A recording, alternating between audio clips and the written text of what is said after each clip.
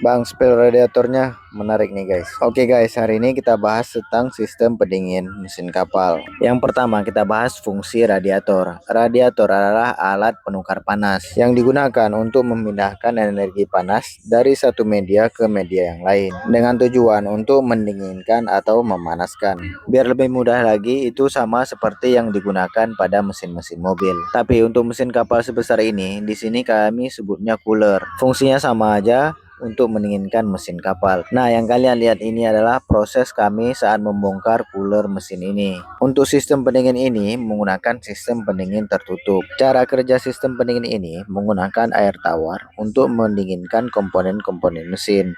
Selanjutnya, air tawarnya ini didinginkan dengan air laut. Air tawarnya terus bersirkulasi untuk mendinginkan mesin, dan air laut mendinginkan air tawar. Begitulah sirkulasinya. Selanjutnya, ada juga sistem pendingin kapal yang menggunakan sistem terbuka. Cara kerja sistem pendingin ini yaitu langsung menggunakan air laut untuk mendinginkan komponen-komponen mesin kapal.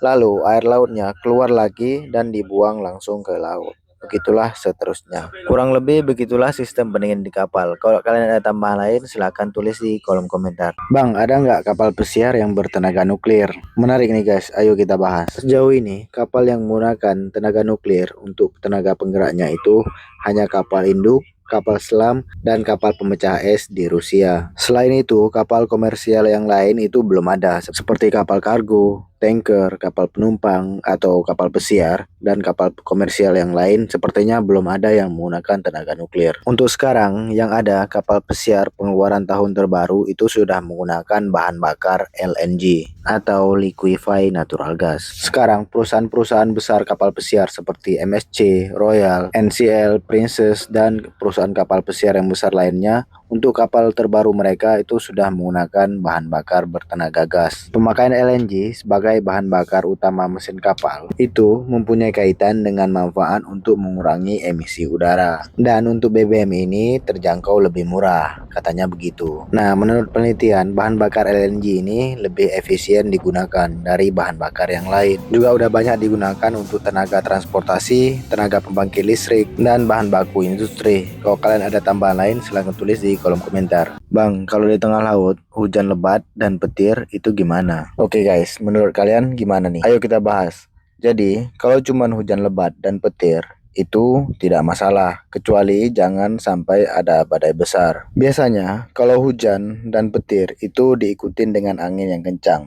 Kalau angin kencang, itu badai pun akan datang. Yang sudah pasti, ombak dan gelombang itu pasti besar-besar. Terus gimana cara menghadapinya? Mungkin untuk kapal-kapal kecil, itu ombak dan goyangannya cukup terasa. Yang penting, kapten dan perwira jaga itu bisa menjaga kestabilan dan olah gerak kapal supaya kapal bisa selamat sampai tujuan, dan pasti badai akan berlalu. Biasanya kalau badai-badai seperti ini, kapal akan telat sampai ke tujuan, dan pasti banyak kru dan penumpang jatuh sakit dan mabuk laut. Ada yang tahu nggak apa yang paling pelaut takutkan saat kapal berlayar di tengah laut dan terjadi badai? Kalau ada yang tahu, silahkan tulis di kolom komentar. Jadi yang paling kita takutkan di saat badai seperti ini yaitu blackout atau mati mesin total.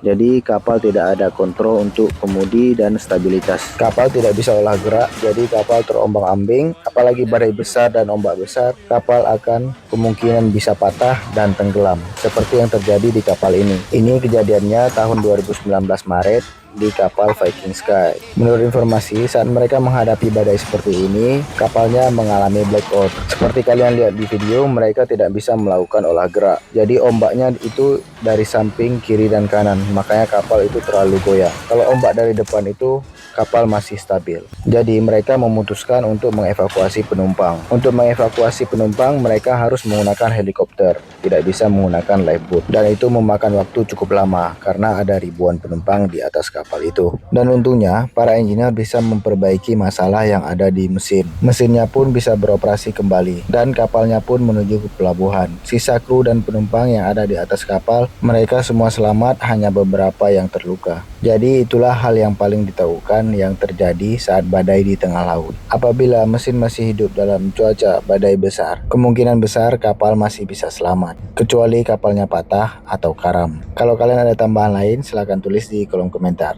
Kok bisa mati mesin atau blackout? Emang nggak ada mesin cadangannya, Bang? Oke guys, hari ini kita bahas tentang mesin cadangan atau emergency diesel generator yang ada di kapal pesiar. Nah, ini salah satu mesin emergency diesel generator atau mesin cadangan. Kalau ada terjadi blackout, mesin emergency diesel generator ini berfungsi untuk menghasilkan daya listrik saat kapal dalam keadaan darurat seperti blackout. Listrik yang dihasilkan hanya mampu digunakan untuk alat-alat navigasi, alat-alat engine control room, penerangan emergensi, dan hal-hal penting yang lainnya. Tidak mampu digunakan untuk menggerakkan propeller, karena satu propeller butuh tenaga listrik sekitar 10 MW. 10 MW ini untuk salah satu motor shaft penggerak propeller yang ada di kapal ini. Beda kapal, beda lagi ukuran kapasitasnya. Jadi, mesin emergency diesel generator ini tidak mampu digunakan untuk olah gerak kapal. Ada yang tahu nggak apa salah satu penyebab kapal bisa blackout atau mati mesin?